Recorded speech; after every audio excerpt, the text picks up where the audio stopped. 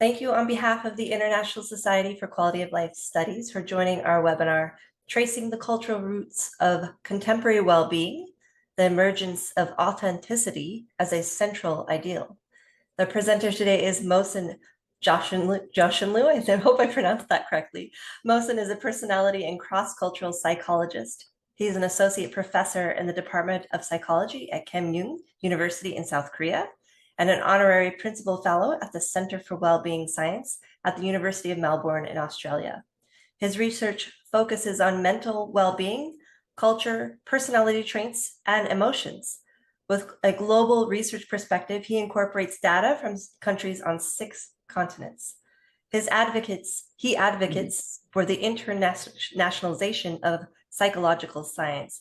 We were pleased to have Mohsen as our recent keynote at our 2024 ISQOLS annual conference in Malaysia, when it was certainly an exciting event and everyone enjoyed it. So we're very, very excited to have Mohsen here again to present his work.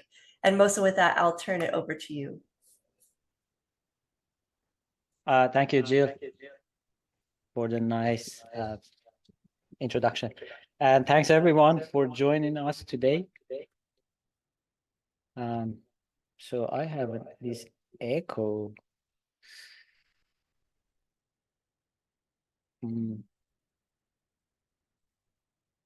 All right, it's better now. So today I'm going to talk about culture and well-being. Sorry, I'm handling this echo. So let's get it started. I want to start with some questions. Do you agree with these statements? I assuming that everyone can see the slides I'm sharing with you. So do you agree with these statements?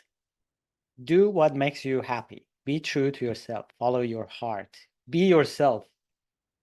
So I give you a couple of seconds to go over these sentences, see how you feel about them. Do you agree with them?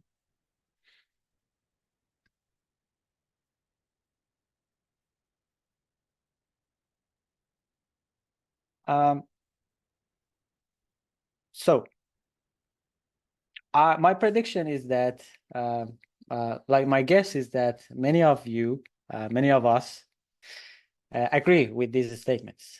Like they resonate with us and they make sense to us. And probably we actually give these pieces of advice to other people.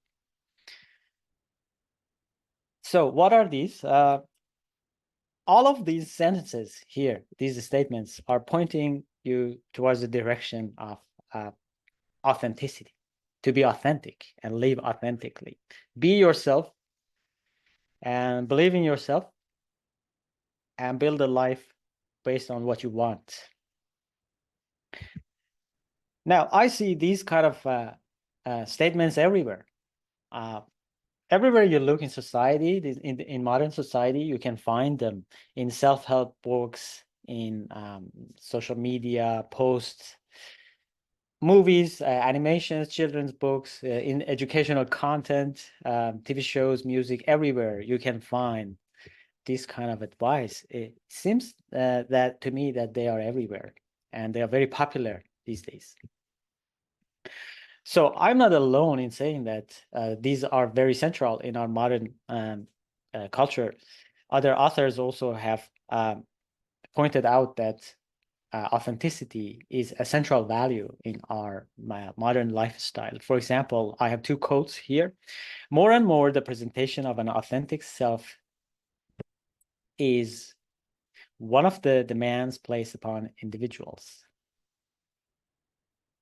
And then we have authenticity has worked its way through our entire worldview.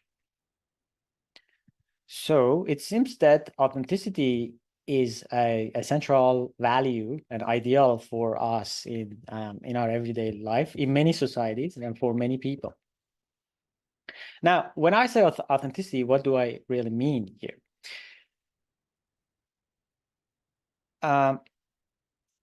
This is my understanding of authenticity. It has 5 components.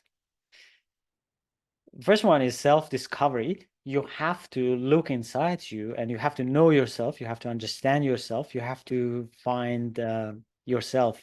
And there are a lot of things inside you to be discovered, and you have to devote yourself to this self-discovery. Next component is it's not just about discovery. You have to value what you find inside you. You have to like it. Then we have self-expression. It's not just discover it and value it. You have to express it. You have to show it in your lifestyle. You have to be brave enough to express yourself and what is inside you. The next one component is self-actualization. This one takes even more effort. You have to work on what is inside you. You have to develop it further. You have to look at it as a seed, and you have to invest a lot of time and energy to actualize it, to help it grow more and more. And finally, there's another component to the modern concept of authenticity, which is not obvious at first glance, but it's about your opinion about the external forces like government, social pressure, other things outside you, other forces in society, factors in society.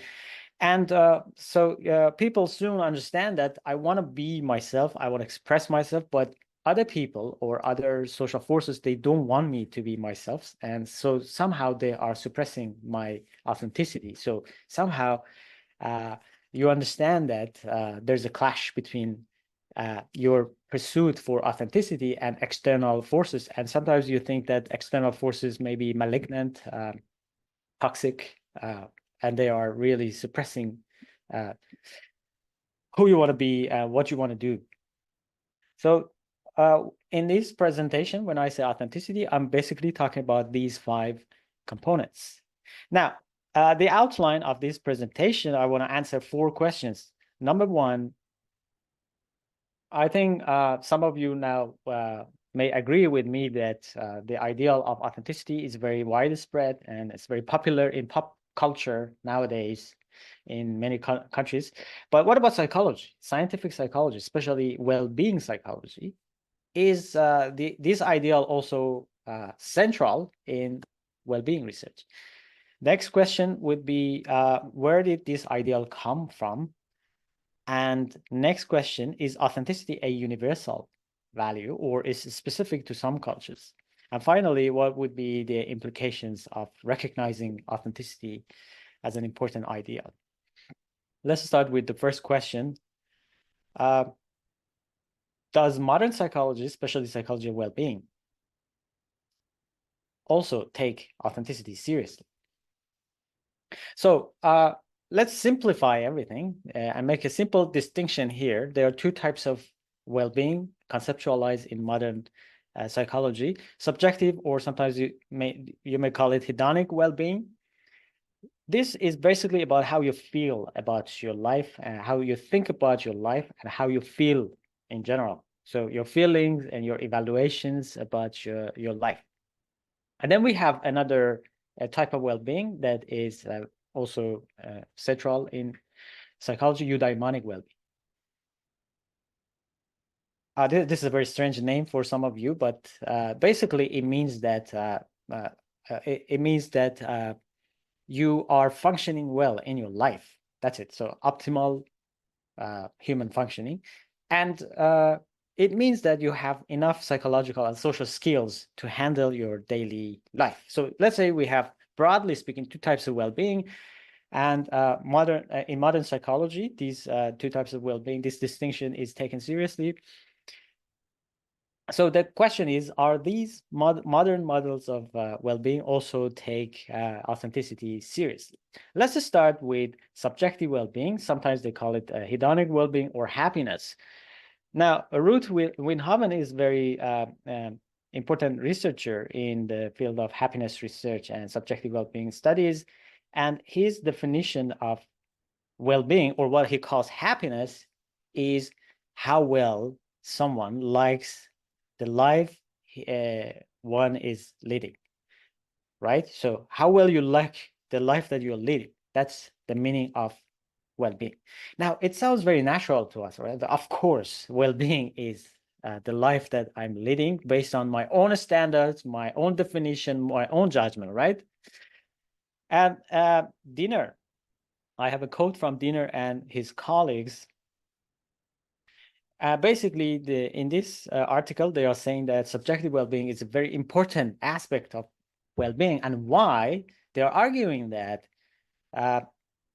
when we talk about well-being, we should talk about how people define well-being for themselves based on their own values, goals, and life circumstances. So the idea is that we cannot ask someone else to evaluate our well-being or define well-being for us. We have to define it for ourselves, and we have to judge it ourselves. And there's no external authority who can do it for us.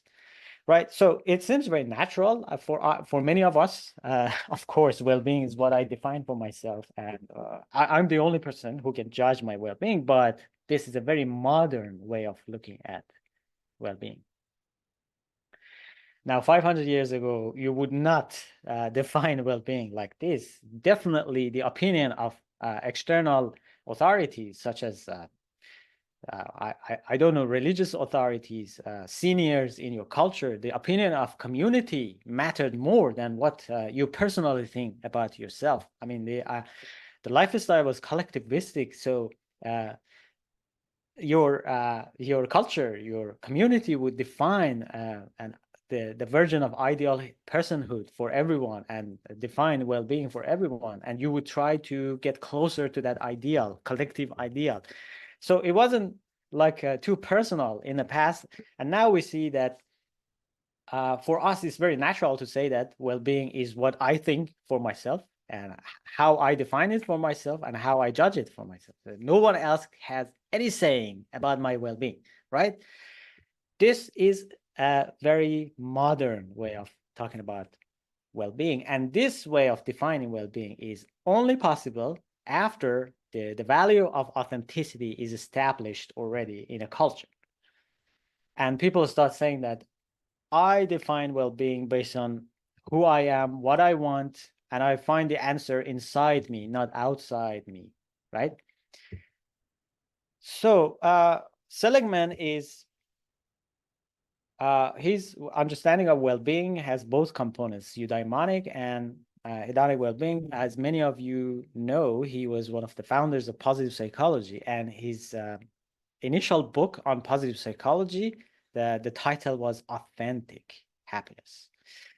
So what is authentic happiness? Basically, a kind of happiness that is based on who you are and what is inside you, your strength. Yeah. So authentic happiness was positive psychology's initial model of well-being.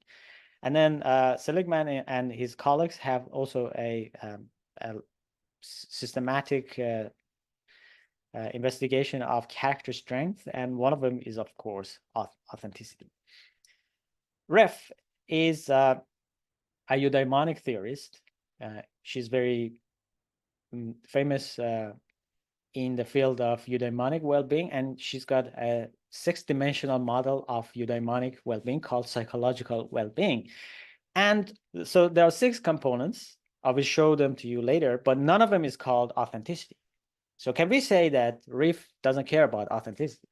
In my opinion, although none of the components are titled authenticity, but authenticity is a fundamental value in this system. So let's look at two quotes from an article written by Riff and Singer in 2008. So self-determination and autonomy is one of the components of Riff's model. Like so you make decisions for yourself. You have the freedom to make decisions for yourself, and you can defy external pressure. This is Riff's definition of autonomy and self-determination. And in the first quote, you see that she puts self-determination and living authentically together. So basically, for her, self-determination is a very important value because it helps us living authentically. And then in the second quote, another component of her model is meaning in life and purpose in life, right? And she says purpose in life is important because it helps us living authentically. So the way I understand Riff's model is that she really takes authenticity seriously. Self-determination theory, and many of you know this, even if you are not working in the field of well-being, you still know it because it's a very powerful theory and influential theory.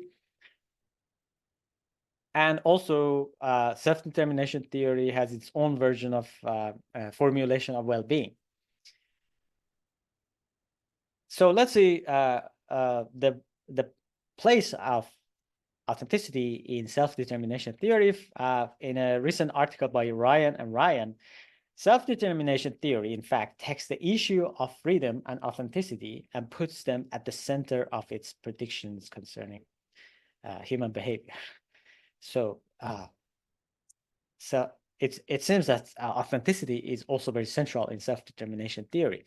Waterman is another critical researcher in the field of eudaimonic well-being, and he also has a theory of eudaimonic well-being. And here I have a quote here which shows that basically he also thinks that authenticity is at the center of eudaimonic well-being. Self-realization, if you remember, self-actualization and self-realization are an aspect of authenticity. And he says that self-realization is a core defining element of eudaimonia. And personal potentials, what is inside you, your potentials, identification and development of your potentials, and personal expressiveness. Again, self-expression is an aspect of authenticity. And the value of self-discovery, your intrinsic nature that you should discover and express it. So you can see authenticity, even if it's not mentioned, like the word is not explicitly mentioned, you can see it everywhere in the well-being literature. And two fields of psychology, humanistic psychology and positive psychology, these two fields are the fields in psychology that talk a lot about well-being, and they think that studying well-being is the central duty. So they have a lot to say about well-being. Now let's look at a quote from Rowan, a humanistic psychologist in 1988. He defines humanistic psychology as the study of how to enable people to fight their alienation and become more authentic. So humanistic psychology is a way to become more authentic, and alienation is the opposite of authenticity. There was a study by Medlock published in 2012 comparing humanistic psychology and positive psychology and looking at the history and connection and the principles. And the conclusion by the author was that an ethic of authenticity provides a unifying normative framework for both traditions. All right, we don't have time to talk about all these dimensions in some of these models, but how about we just look at Riff's model? 6 components of well-being, and this is one of the most popular models of psychological and eudaimonic well-being. Self-acceptance, self-esteem, right? It's one of the components of authenticity, right? Also, you don't see the name, the term authenticity here, but the first one is one of the components of authenticity. Personal growth. Isn't it similar to self-actualization and self-realization? Yes, actually, this is also one of the components of authenticity. Autonomy and self-determination. Riff, in the first quote that I presented to you, she says that puts together authenticity and self-determination. So autonomy, actually, the way Riff defines it, it's to make decisions based on what you want and to defy external pressures. So to make your decisions based on what you want. And this is actually one aspect of it's very closely related to authenticity. Environmental mastery. Basically, the idea is that you have to manage your environment and life based on what you want. So it's also related to authenticity, purpose in life. The way Ref defines purpose in life, it's you have to make a personal purpose for yourself. You have to discover personal purpose based on what you want. Find your own way in life. So the idea is that you should not just get your life purpose from traditions and conventions and other people. You have to do it yourself. You have to build it for yourself. So you see, this is also a component of the authenticity paradigm. Positive relations with other people, of course, we don't need authenticity, the value of authenticity to have positive relations with other people.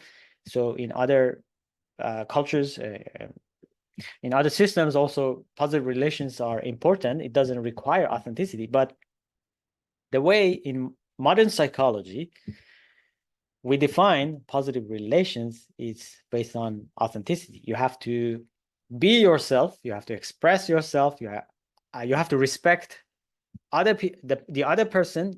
There are boundaries between you, and you have to respect these boundaries. You have to don't lose yourself. Don't sacrifice yourself.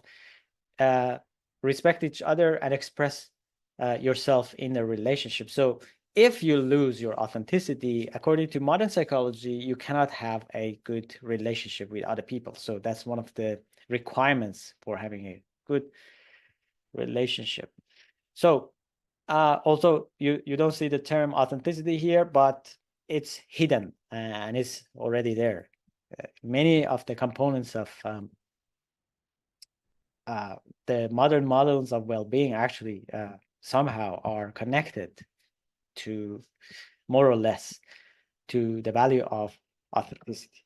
So my conclusion, your conclusion might be different, but my conclusion is that psychology also takes the value, the ideal of authenticity seriously, especially well-being psychology.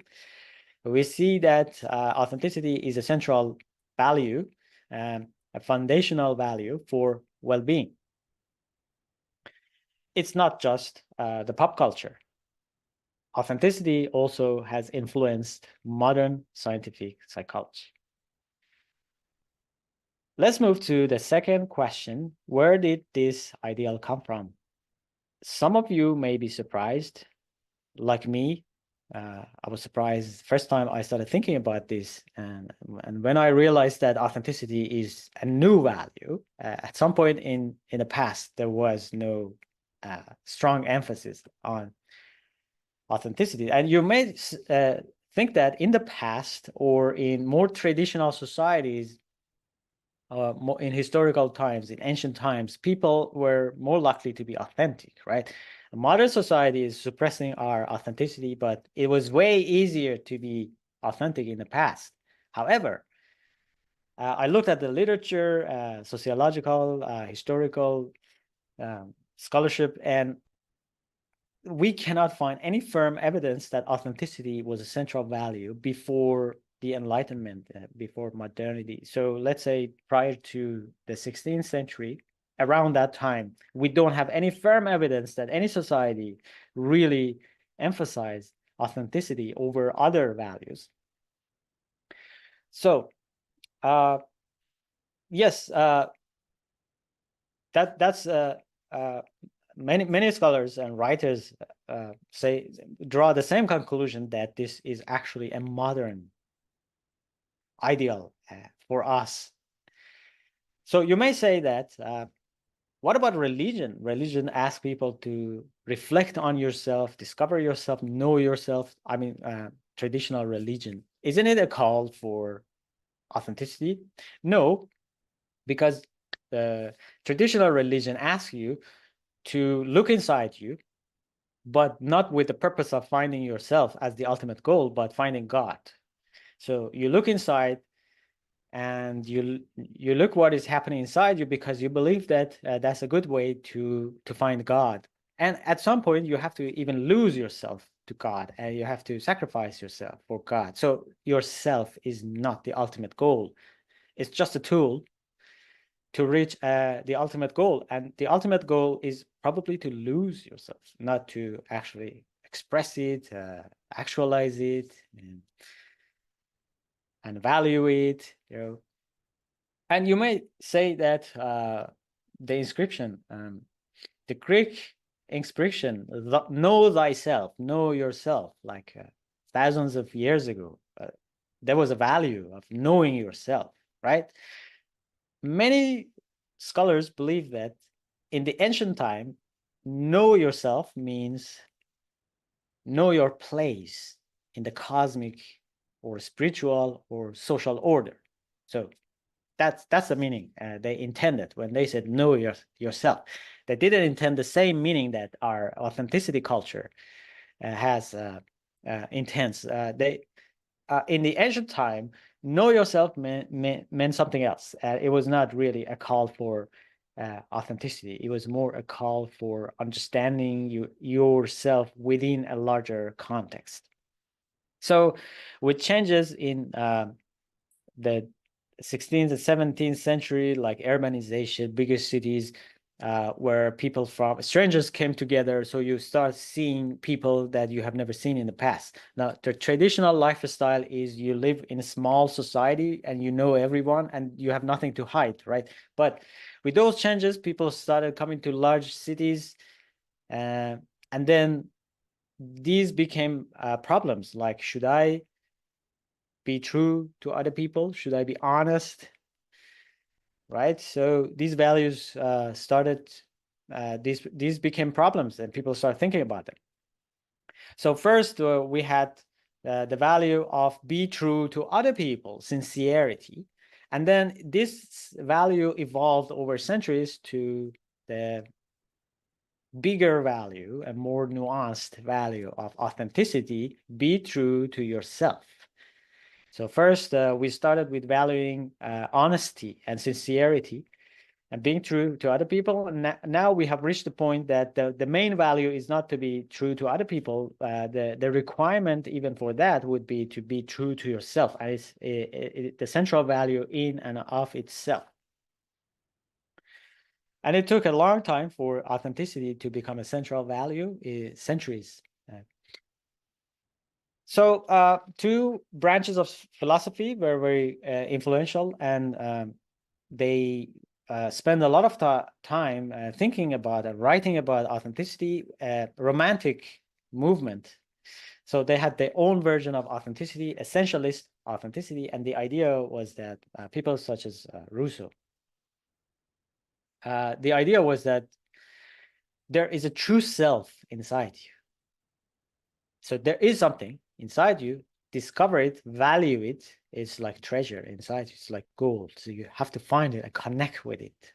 So it's given to you by nature or whatever, but there is a true self inside. And there was a more modern branch of philosophy, existentialism, that many of you may know about it. They were even more radical. They said that there is no true self. You have to create, you have to build a true self for yourself.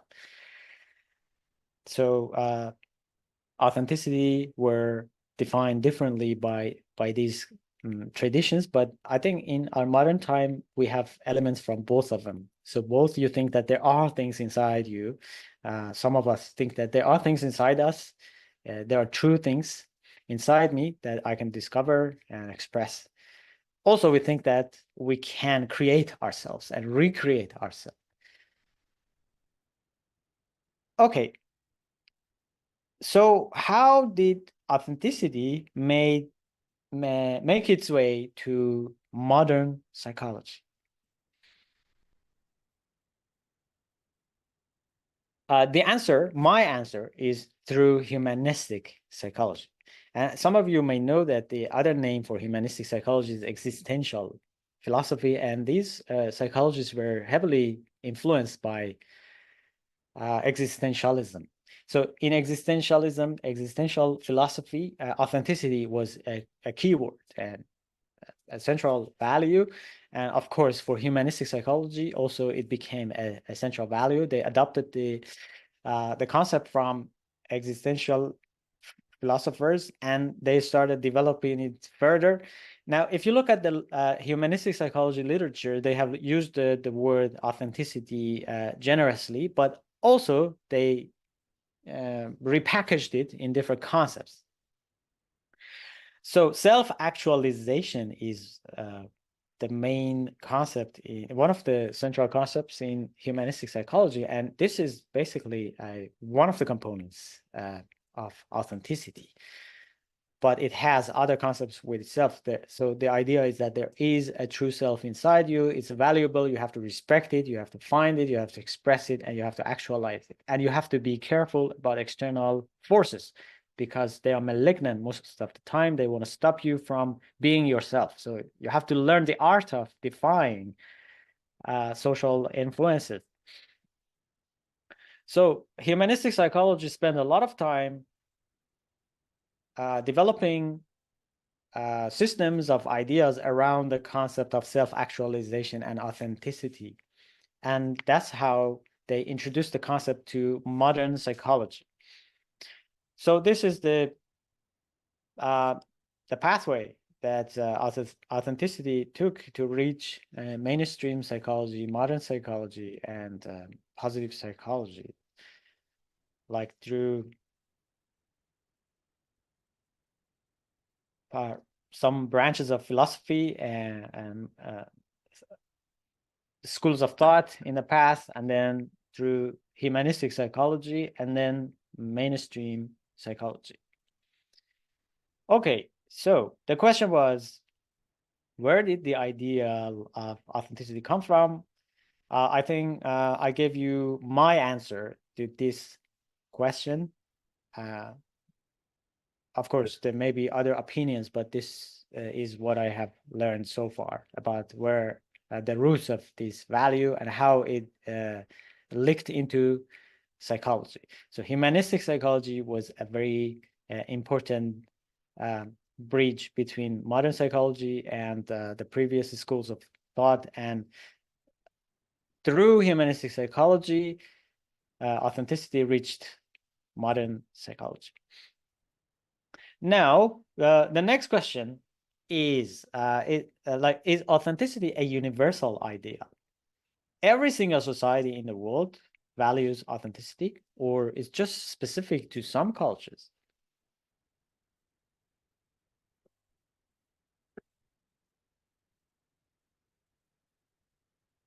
So when we say cultures are different, sometimes only two countries comes to mind, like USA and Japan, especially for psychologists. Like Japan is the opposite end of the spectrum, and USA is the other way.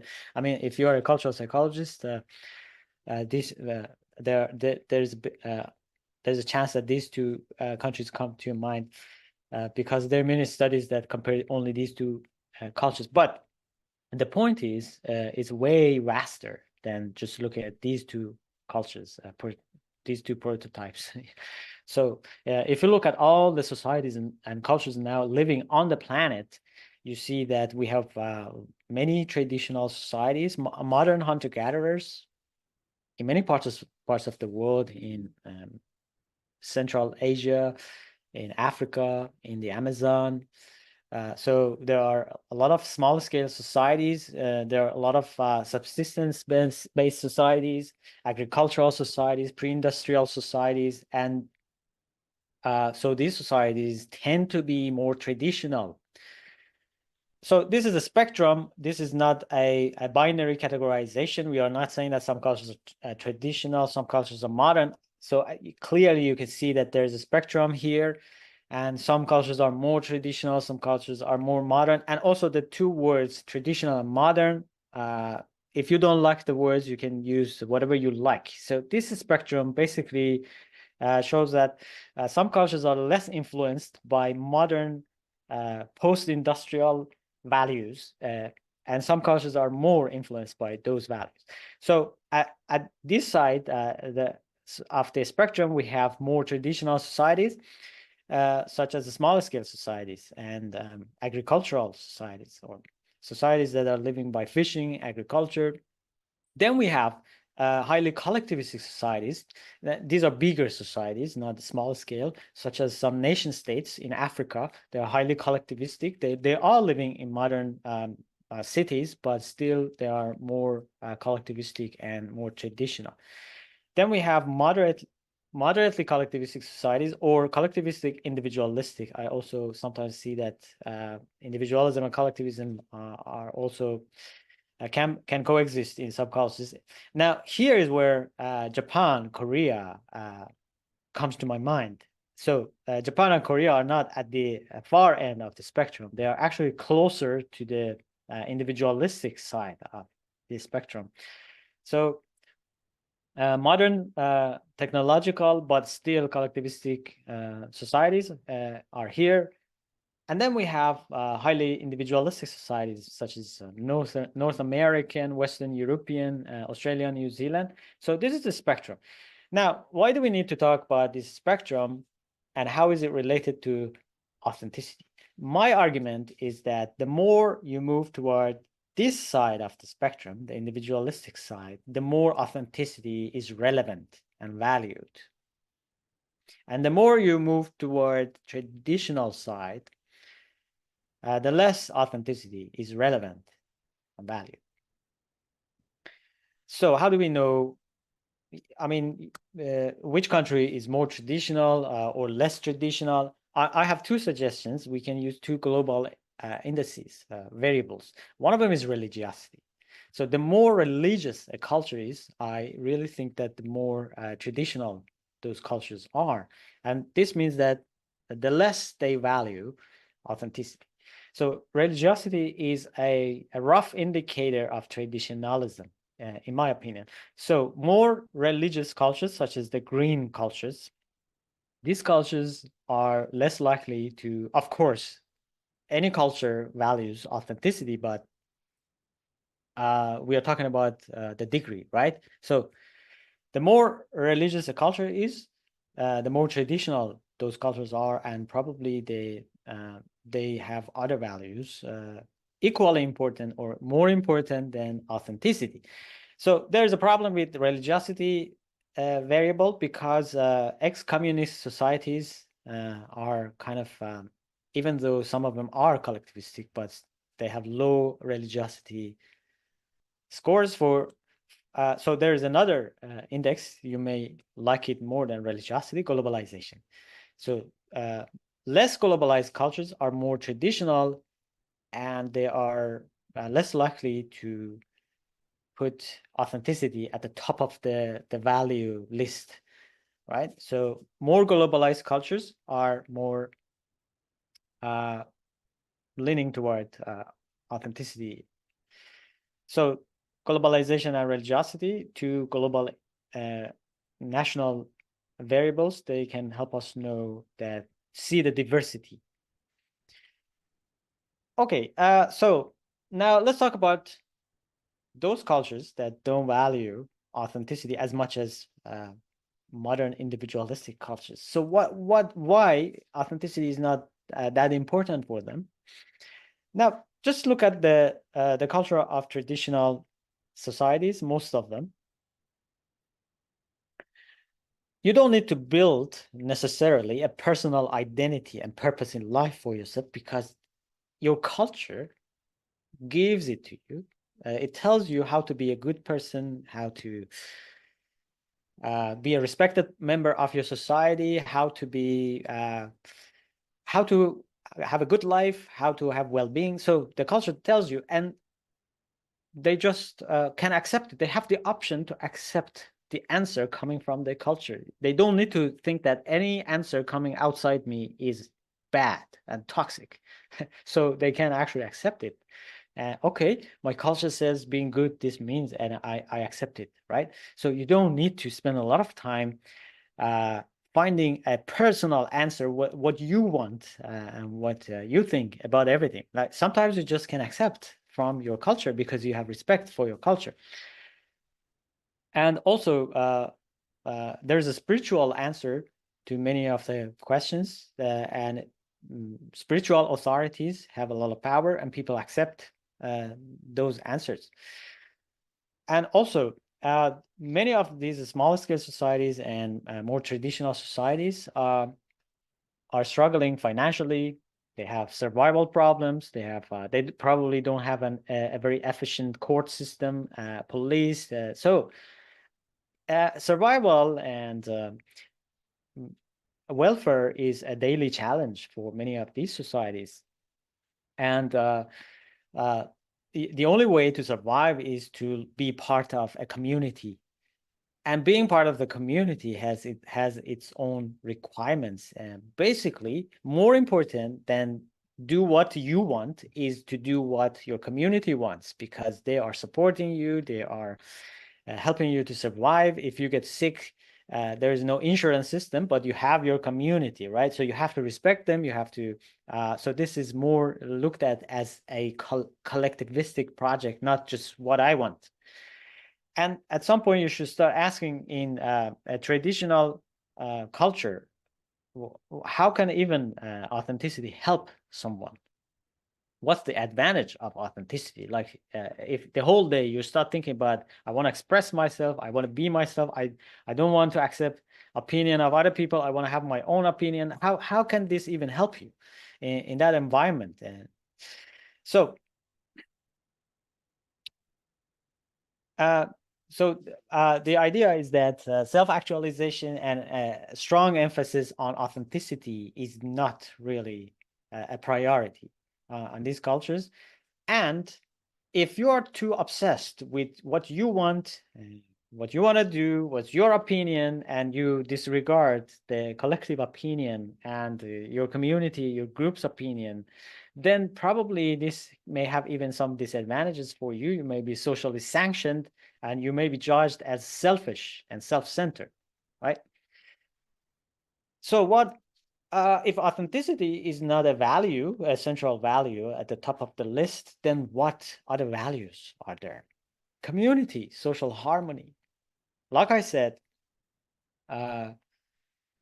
survival is challenged continuously in traditional societies, small scale societies, pre-industrial societies. And your best bet is to stick to your community and have a good relationship with your community. So that's more important than just being yourself.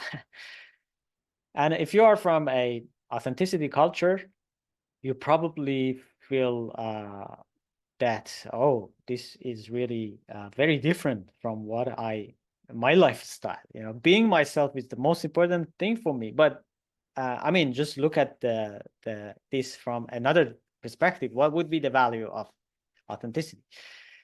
So other values are conformity, right? Yes, to accept the opinion of seniors, the spiritual leaders, my father. So to respect my father, accept their opinion. Conformity is a value. Now, if you are from an authenticity culture, you probably think if someone tells me I'm a conformist, that's an insult, right? It is not an insult in other cultures. So that's the main point of this presentation. So more than being yourself, having your opinion and just defying external forces, you have a more important thing to do, and that's to fulfill your roles and obligations. Because if you don't do that, then you will have a bad reputation, and probably your group and society doesn't want you. And survival on your own is probably difficult. So there are way more important things for you than just focus on yourself. Respect for ancestors and hierarchy. This is a very important value. And also many of these cultures value God and religion. So if not authenticity, then what? I'm just giving you a few alternative values, but it's just these are just some examples. So another thing that I want to emphasize is that in every single society, of course, modern societies are not homogeneous. There are different types of groups in each society. They are different. And I think that in every single society, less westernized, less educated, less wealthy, more religious, and more conservative people are more traditional. So they are less likely to value authenticity as much as more educated and wealthier groups, right? So in each society, there are parts of the society that value authenticity less necessarily. And in each society, more westernized, more educated, more secular, richer, and more liberal people are more likely to put a lot of emphasis on authenticity. Okay, so the question was, is the value of authenticity universal? The answer is no, it's not universal. If you look at the whole spectrum of human societies at the moment, and within each society, we have groups coming from different immigrant groups, we have different socioeconomic status groups. So if you look at this diversity, you see that the value of authenticity is more relevant for some groups and less relevant for other groups. And this is something that we should appreciate and acknowledge. The value of authenticity is for educated people, for academics, for professors, for researchers, probably is taken for granted, of course. Who else can tell me what well-being is? The answer comes from inside me, right? But there are groups of people, there are societies that actually have a different opinion. And the last part is the implications. So what does it all mean to say that some parts of the world don't value authenticity as much as we do? All right. Let me start by saying that I would say a majority of current well-being models that are dominant and prevalent and popular in psychology and positive psychology and different branches of psychology, all of them are authenticity based. Maybe all is too much. Let's say most of them. They are at least more or less influenced by authenticity ideals. So the question is, all right, so we say authenticity is not universal. So does it mean that there's something wrong with these models? You can have your opinion. I believe we need these models. These are highly valuable, and we should be thankful for having good models based on authenticity. So the problem is not that we have authenticity models. The problem is something else. What is the problem? I have some answers about what the problem. So let's be clear. I'm a fan of authenticity models. I think they are valuable, but if we know how to use them, and if we do not impose them on other people, and if we don't think that that's the only way of looking at well-being. So what is the problem here? The problem is not that we have good authenticity-based models. The problem is that we don't have alternative models. So models that are based on other values. We don't have them. So I know many researchers are working from a cultural perspective, cultural psychologists, a lot of efforts, publications, but still this field is in its infancy. We see published research. I also have tried myself to contribute to this line of research, but still we don't have comprehensive and robust models that can be applied to many groups. So the main problem is that because we simply think that there's only one way to define well-being, and that's based on authenticity, we don't feel the need that another type of model, an alternative way of looking at well-being is needed. So the main problem, in my opinion, is that we don't have models for non-Western and traditional people and cultures and subcultures. So necessarily we use what we have, Western models, and we use them for everyone, and we draw conclusions for all societies and all parts of society based on a single model, which is based on authenticity. So we need to take it seriously. We have to start developing models of non-Western models, not based on authenticity, based on other values. So another problem, and this one I want to highlight, is that so as a researcher, as a psychologist, as a counselor, as an academician, My apologies, Dr. if Joshanloo. the only way that you can understand well-being is authenticity, it may have a negative repercussion for people, other people. You may start judging everyone based on your own value.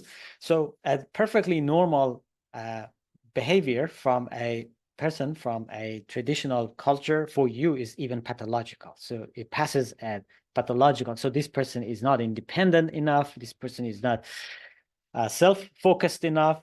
So this is a serious problem that every single person should take seriously. We should not impose our view, our values and views of well-being on other people.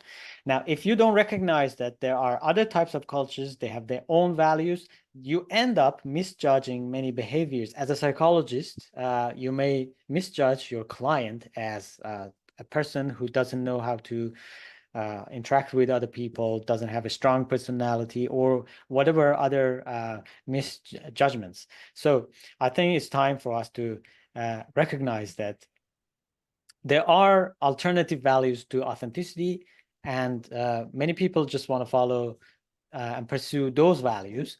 And this doesn't mean that those people's behaviors and lives are suboptimal. So let's appreciate the fact that traditional parts of society and traditional cultures have a different opinion on well-being. So let me finish by a few quick messages here. So these are my main conclusions. Now, many of us, many people, they are very used to, so used to defining well-being and life based on authenticity that you basically think that there is no other way to define well-being. And I just tried today in my presentation to change this opinion. No, there are other ways. For you, maybe it's like it's impossible to define well-being based on conformity because conformity has a bad reputation in authenticity cultures. But believe me, in some societies, conformity is a sign of maturity. So let's appreciate the fact that there are other ways of defining well-being. And this bias that there's only one way to define well-being, and that's based on what you want and what coming from inside you, this has led to misunderstanding, pathologizing, and dismissing and ignoring alternative approaches to well-being. And the next conclusion is that we are making life difficult for people who want to have traditional values. Why should I just focus on myself and what I want? I want to respect an authority, like someone in our society. She knows a lot of things, and I really respect that. So I don't want to find the answer myself. I just want. So we are judging a lot of people, and we are making life difficult for many people because we don't want to appreciate that there are other ways of looking at well-being and life. And finally, this narrow focus on authenticity as the main and central concept in well-being, this has led to a biased line of research that doesn't appreciate other types of well-being. Thank you so much. Okay, thank you very much, Dr. Joshanloo. What a fascinating talk. Thank you so much. I think at this stage, I'm going to, we don't actually have very much time.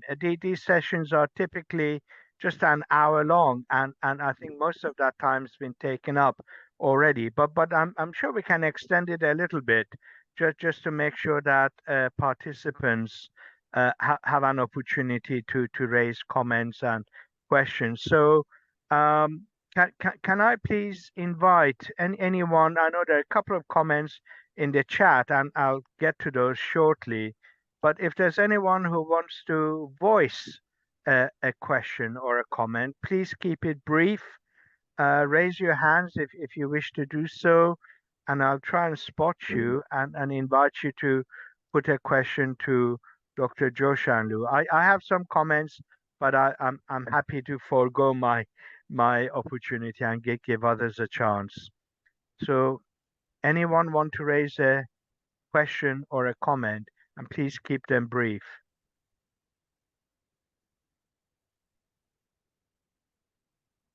No questions or comments? Okay. Yeah, I have a question. Yes, please go ahead.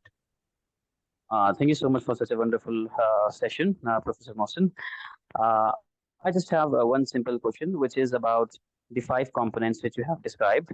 Have you ever got the opportunity to test these model in a quantitative fashion across countries, or maybe in one country, or maybe in two or three countries? Sorry, I didn't hear you well because there was an echo. Can you repeat your question?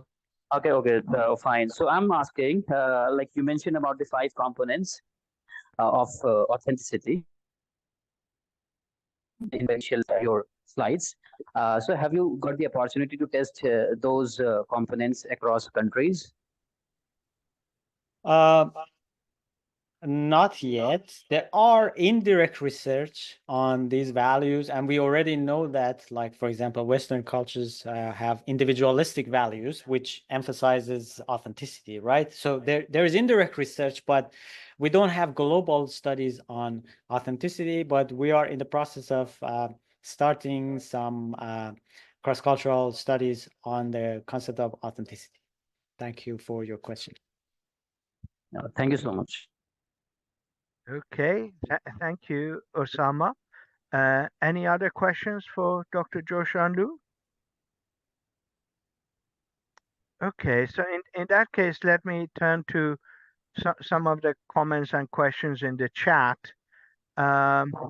There's a long point as the first one. I'm going to leave that for now, but I'll come back to it if there's time. A question from David Kansakar. I don't know if you can see that, Mohsen. Is the construct of authenticity being used to mean simply an individualistic approach norms? Isn't being authentic being true to oneself, being original? I would argue that even collectivist or traditional people can still be authentic. Do you have a response to that, Mohsen? Yes. So first of all, of course, anyone can be authentic. I'm not taking the right of being authentic from anyone. So everyone can be authentic. But also don't forget that the authenticity can be defined in different ways. For example, from a traditional perspective, being authentic means to be a good representative of your culture, not your personal view. So if you want to be authentic in a traditional culture, you have to follow your culture, and that makes you authentic. So there are differences in how we define authenticity across cultures. Also, anyone, anywhere can be authentic, can value authenticity, even in its in modern sense that I talked today. But this is the question of degrees.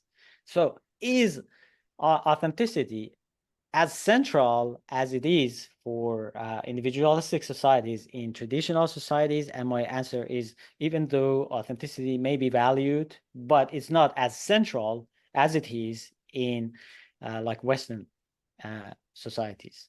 So I'm happy you asked this question, and I have the opportunity to clarify my opinion on this. Thank you. Thank you. A couple of other questions have appeared. If I can just get through them quickly.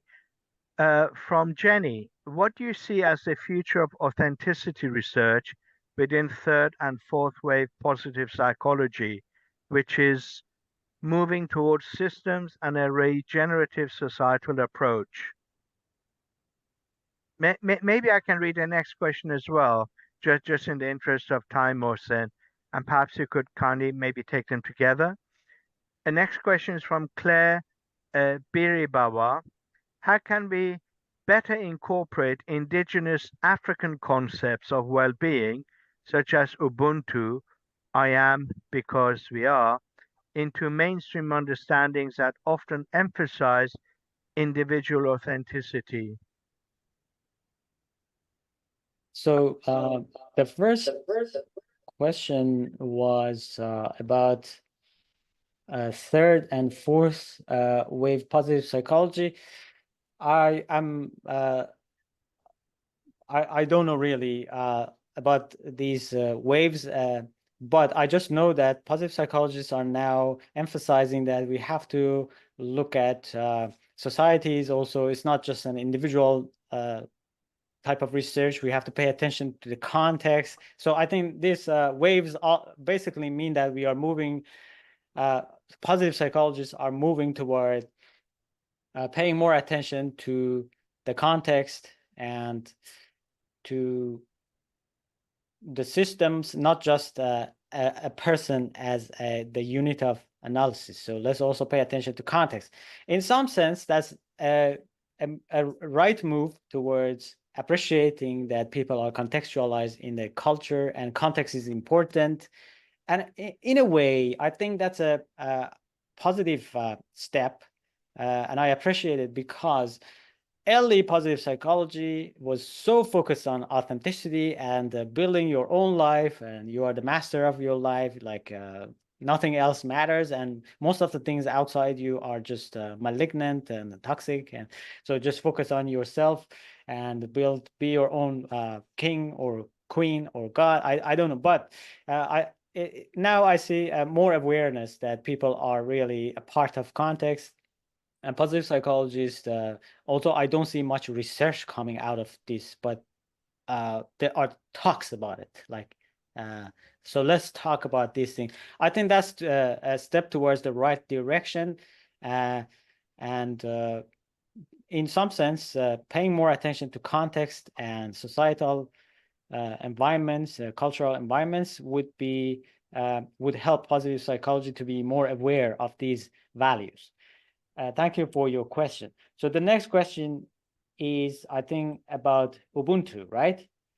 Now, the African understand, I mean,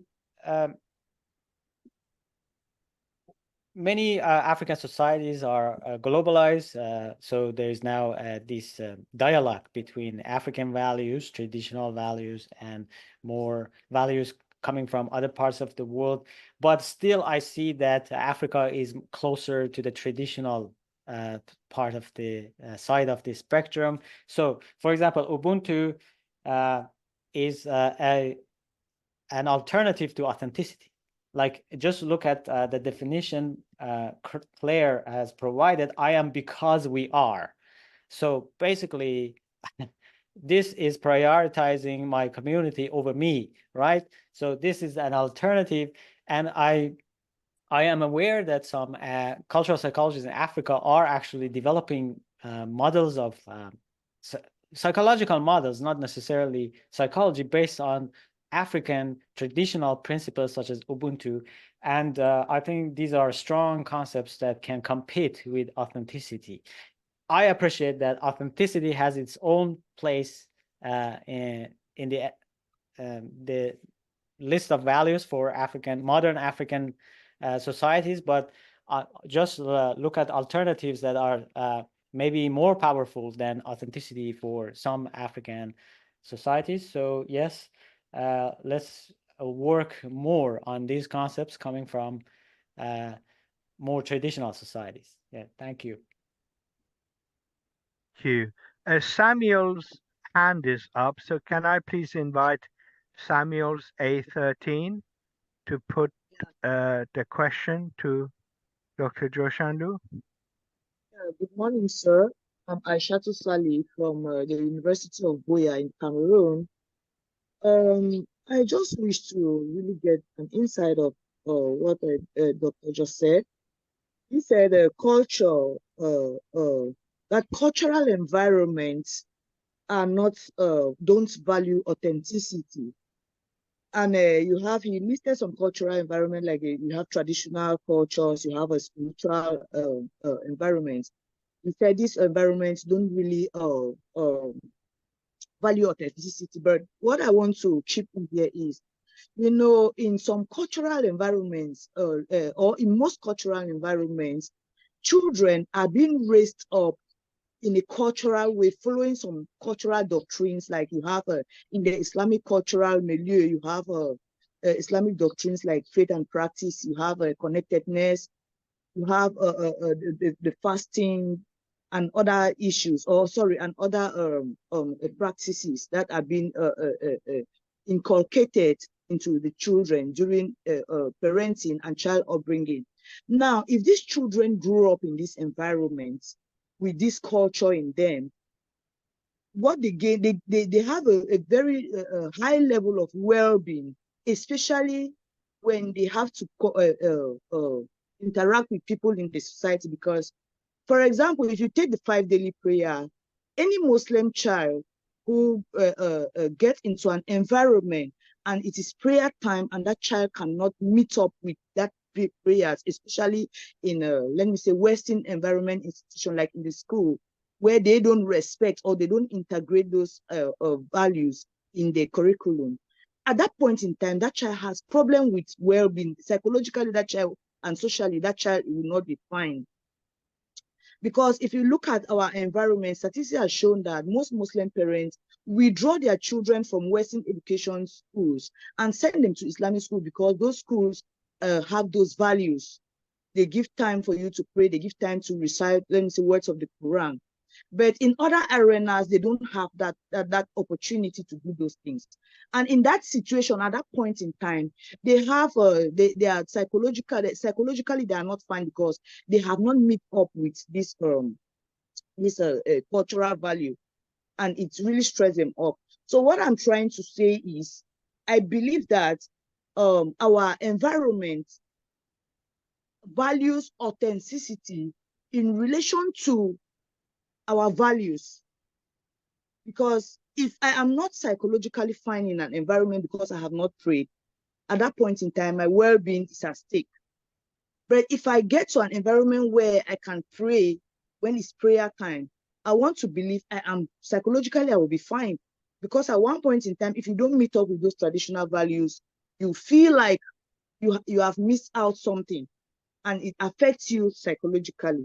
So that's just what I want to say. To me, I believe authenticity is valued everywhere. It all depends on the environment in which you find yourself and the activities which you are going to do at that point, at a particular point in time, to give you that psychological well-being. That's what I want to say. That's just more contribution. Thank you, Samuels. Thank you. Thank you very much, sir. Dr. Joshanloo, maybe a quick response, if you don't mind.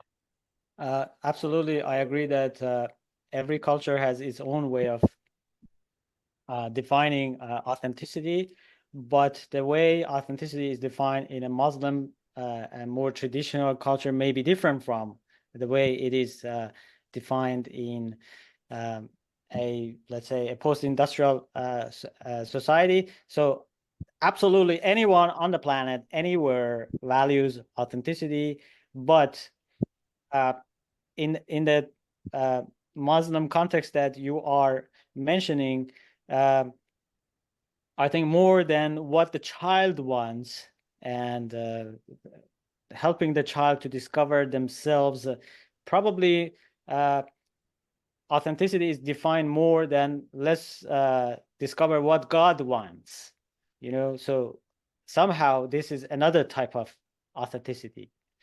But thank you for again highlighting the point that authenticity is not reserved for only one group of people. It's everywhere, but depending on context and culture, it has different definitions. Thank you. Thank you very much, Mohsen. sir. Thank you, Mohsen.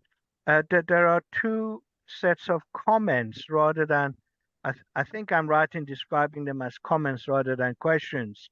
One by SF and one by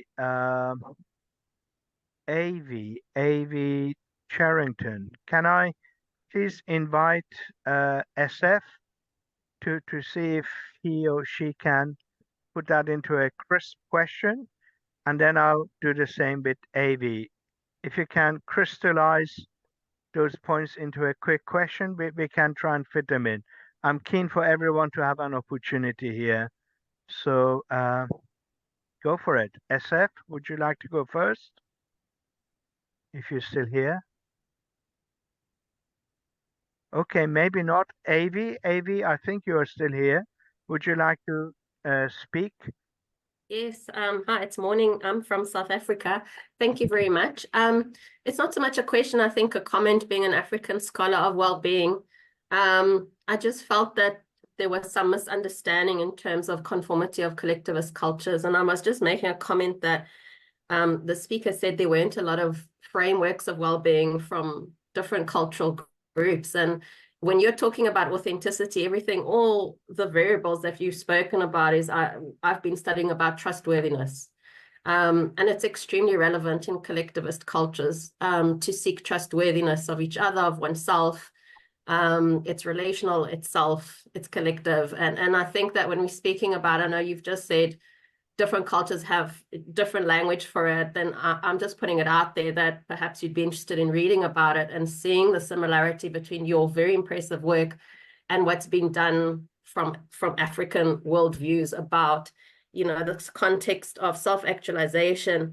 And I think authenticity is extremely valuable in an African culture. I think we just talk about it in a different way. But thank you very much. Thank you. Can you give me a one sentence definition of authenticity in your favorite African culture? Can I email that to you? It's very early in the morning. I don't have it on me, but I mean, there's a lot of things in terms of trustworthiness. Just a personal definition. So you say authenticity is very central in African cultures. I just want to know which definition of authenticity is central in African cultures. But if you don't have a definition, it's okay. Yeah. Thank you for your question. Okay, thank you. I guess we're done with questions. I mean, I did have half a dozen points myself to raise, but there isn't really time. So I'll just ask one very quick question of Dr. Joshanloo. The way that you described authenticity, it consists of 5 components. And I was just wondering how easy it is or how difficult it is to avoid overlaps between them. Because as I looked at the slides, I could see that some of them merge into others quite easily. I'm not a psychologist, I'm an economist, so maybe my eyes see things differently. But I'm just wondering whether there's a fairly straightforward answer to this question on how to avoid overlaps. Otherwise, if you allow for too many and extensive level of overlaps, then the concept becomes a bit fuzzy. So that's my question. That's a valid point. Absolutely. So the components of authenticity that I talked about are actually recognized by psychologists. We have actually a self-knowledge scale. So we have a model of self-knowledge and scale for not one, even more than one self-knowledge scale. We have self-esteem, multiple self-esteem scales. We have self-actualization, several self-actualization scales. And also, so the point is, every single component that I talked about has been picked up by some researchers. There's independent lines of research on them, but the point is they have never been studied together. And if we start studying them together empirically, they may break down, and we see that really we cannot have borders between them. So I think a rational way is to first have this theory with multiple components and then test it empirically. And let's be open to the fact that data may say that you don't need 5 components. It's too much. So maybe we end up with only 2 components, merging some of them together. But at this point, because we don't have data on the 5 components together, and there has never been any empirical test of the 5 components together, we just can talk about it theoretically. Theoretically, the 5 components make sense, and they have been studied previously, even empirically, also theoretically. So I think it's a good starting point, but definitely not an end point. We need data and years of research and empirical research and data. Yeah. That's very reassuring to hear. Thank you for that answer. Fantastic. Well, thank you once again, Dr. Joshanloo, for a fascinating presentation. You covered so much, and I've learned so much. So I'm grateful for this. Thank you. And thank you to all the participants for attending and for putting their comments and questions clearly to Dr. Joshanloo. The recording for this session will become available. I'm not sure exactly when, but it might be in about a week or so. And I would imagine perhaps the best place to look for that, if you're interested, would be the ISQOLS website in about a week or so. If you can't find it, then may I suggest a message to the executive director of ISQOLS, Jill Johnson, who opened the session. So thank you, and I wish those of you who have the day ahead of you the best of days. And thanks once again to Mohsen, Professor Joshanloo, for a fascinating discussion. Thank you, and all the Thanks, very Parviz, and everyone. Thank you. Thank you so much. Bye. Bye-bye.